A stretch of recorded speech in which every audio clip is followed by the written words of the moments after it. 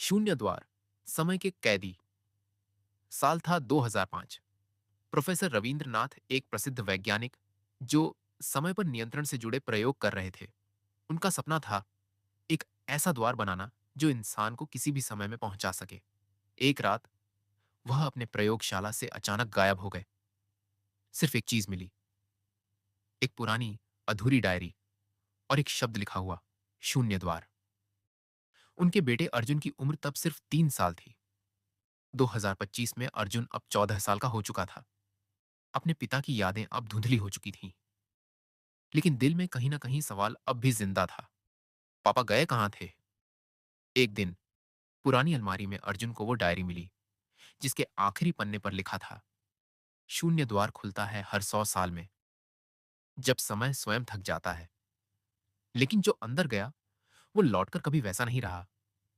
अर्जुन ने तय किया, अब मैं शून्य द्वार को ढूंढकर पापा को वापस लाऊंगा। डायरी में एक लैंडमार्क था, कालकुंड पर्वत, जहां छाया दोपहर में भी नहीं पड़ती। अर्जुन अकेला निकल पड़ा, कभी रेल, कभी ट्रक, कभी पैदल, और आखिरकार एक सूनी पहाड़ी की चोटी पर पहुंचा। वहां एक पत्थर था जिस पर अंकित था, यहां समय नहीं रुकता, यहां समय भूख है। और उसी के ठीक सामने हवा में अचानक एक नीली रेखा चमकी। शून्य द्वार प्रकट हुआ। अर्जुन ने जैसे ही उस द्वार में कदम रखा, वह एक दूसरी दुनिया में पहुंच गया जहां वक्त उल्टा चलता था।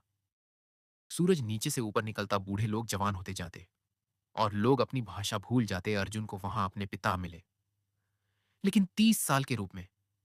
पापा, मैं किसी अर्जुन को नहीं जानता, मैं तो यहीं पैदा हुआ हूं।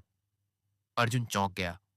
उसका पिता समय भूल चुका था और वह अब एक रक्षक बन चुका था। उस दुनिया में 4 रक्षक थे जिन्हें काल संरक्षक कहा जाता था, और अर्जुन के पिता उनमें सबसे शक्तिशाली थे। उन्होंने बताया, जो भी शून्य द्वार में प्रवेश करता है उसका अतीत छिन जाता है और भविष्य अनिश्चित हो जाता है। अगर तुम वापस जाना चाहते हो तो तुम्हें समय के 3 सूत्र ढूंढने होंगे, स्मृति, सत्य और समर्पण। अर्जुन ने तीनों की खोज शुरू की। स्मृति, एक पुराने जलप्रपात के नीचे जहां समय के भूले लोग अपने अतीत के सपने देखते थे। सत्य, एक भूल भुलैया जिसमें हर झूठ सुनाई देता है लेकिन केवल सच्चे को बाहर निकलने का रास्ता मिलता है। समर्पण, जब अर्जुन को अंतिम दरवाजा खोलना था तभी उसे अपने पिता को पीछे छोड़ना पड़ा, क्योंकि द्वार बस एक को ही बाहर निकाल सकता था। अर्जुन ने पापा की आंखों में देखा और धीरे से कहा, मैं जाऊंगा ताकि दुनिया जान सके कि शून्य द्वार में क्या होता है। 2025 की दुनिया में अर्जुन वापस लौटा, डायरी के साथ और एक रिकॉर्डिंग जिसमें उनके पिता ने अपना आखिरी संदेश दिया था। अगर तुम ये सुन रहे हो तो जान लो, समय को जीतना आसान नहीं, लेकिन कोई हार मान जाए तो समय उसी पल जीत जाता है। अर्जुन अब बड़ा हो चुका था और लोगों को समय की कहानी सुनाने वाला पहला व्यक्ति बना। शून्य द्वार अब बंद हो चुका है, पर उसकी कहानी हर उस इंसान में जिंदा है जो अपने सवालों के जवाब खुद ढूंढता है।